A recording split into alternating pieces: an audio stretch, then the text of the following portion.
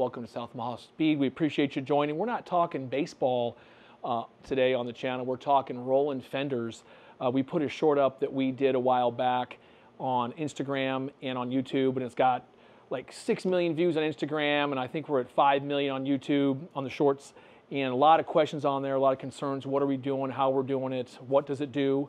So we thought we'd share that clip now, and then afterwards we'll get over to the car and show you exactly what it looked like after we put that arch in there and roll it on the tire. So we'll get right back with you. Go ahead, backwards.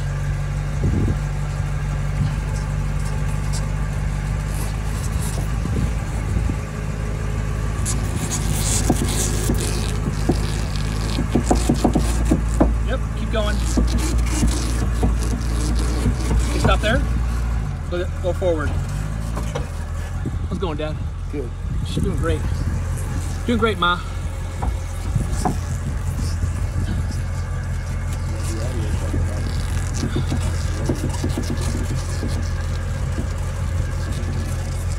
Okay, so we're over here at the car. I got the bat. Of course, the car's in the lift, so the tires dropped.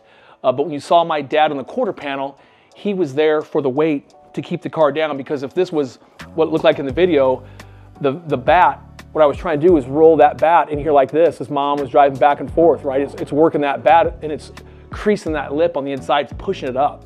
We're not doing anything to the outside skin. We're not trying to bulge this factory arch right here. We're trying to bend that inner lip, and I'll show you on the grease board over here. I got it all drawn up what we're doing.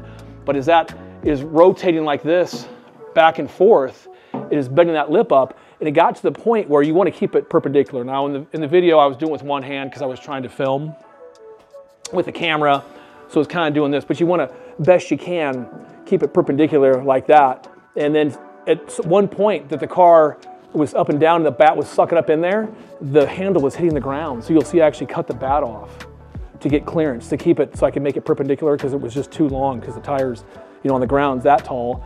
The bat's up in there was actually hitting the ground. So yeah, so that's a little bit how that worked. I want to take you to the other side and we'll show you, lighting's better over there, and I'll show you exactly what we did to that lip.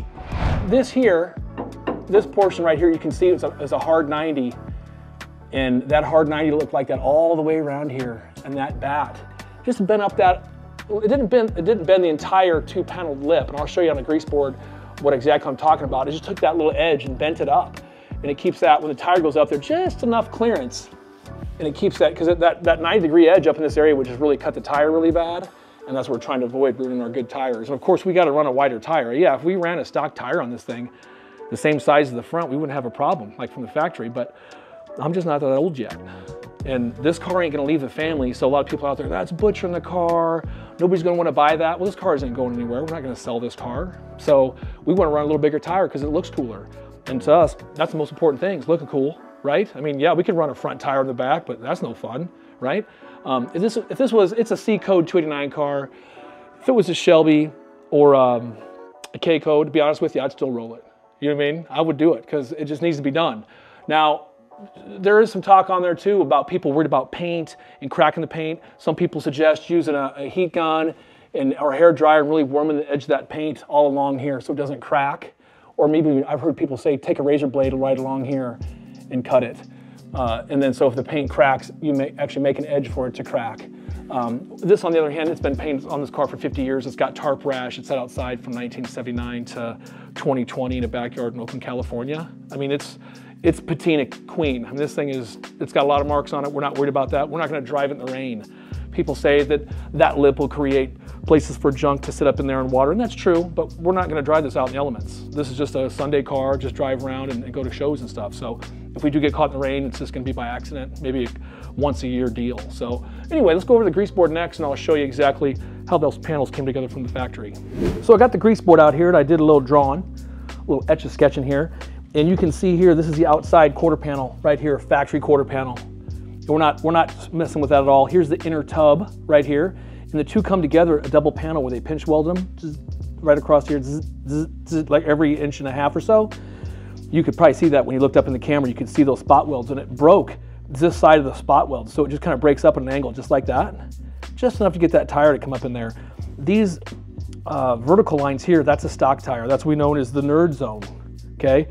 This hatched portion right here, that's the wider portion of the tire we added to the car to make it look cool. That's the cool kid zone, is what they call that.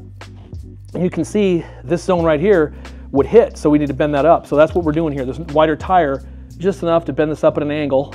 I should have my grease pen on me. It'll bend up at a 45, that tire goes up in there. There's no more sharp edge to cut the sidewall as it comes up in there and rides up and down.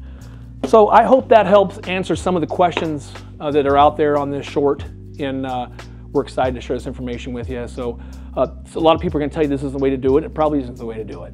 This is an old school trick from back in the 70s, 60s. As soon as they were putting wide tires on cars, they were using a bat to get them to fit up in there. So I hope that helps you, and we appreciate you joining. I got one more thing I want to show you. We're working on another project here in the shop we're just getting started on, and let's walk over and take a look at that real quick. So I just wanted to share with you a new project in the shop. This is a 63 Ford 427 FE. It came out of a boat, so we're pulling all the boat stuff off of it. We're going to open this thing up and see what the inside of it looks like. We got a 63.5 Galaxy Q code, which was a 427 single 4-barrel car without an engine. So we're putting this together for Johnny, the camera guy. Johnny says he needs something cool to run around in the summer, and we're going to put this together for him, a little Patina King, we're going to call it. So we're excited to show that with you too down the road. So check out our channel, please subscribe, tell your neighbors and friends. We appreciate you watching.